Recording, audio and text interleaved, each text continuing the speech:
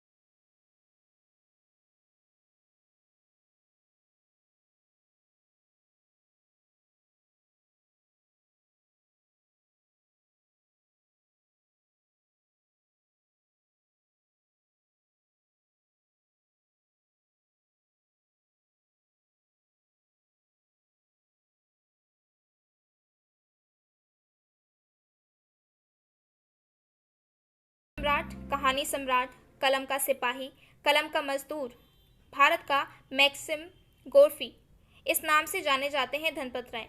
इनका प्रमुख प्रचलित उपनाम प्रेमचंद्र है।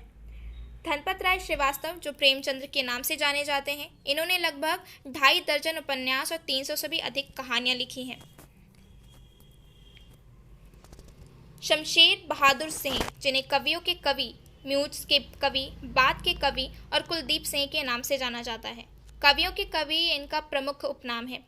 शमशेर अत्यंत जटिल, काव्य संवेदन और सूक्ष्म शिल्प संभार वाले श्रेष्ठ और विशिष्ट कवि माने जाते हैं।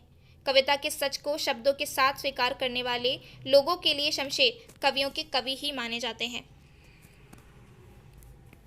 अब बात करते हैं हरिवंश राय बच्चन जी की, जिन्हें हालावाद का प्रवर्तक और जनता के बीच का कवि कहा जाता है। हालावाद के प्रवर्तक के रूप में हरिवंश राय बच्चन प्रसिद्ध हैं। हालावाद, जो कि जीवन की कठिनाइयों से मधुरपान कर मुक्ति की क्षणभंगुरता में विश्वास है, उसे आनंद और मस्ती से व्यतीत करने की भावना है। हालावाद के प्रवर्तक महादेवी वर्मा, जिन्हें आधुनिक युग की मीरा कहा जाता है।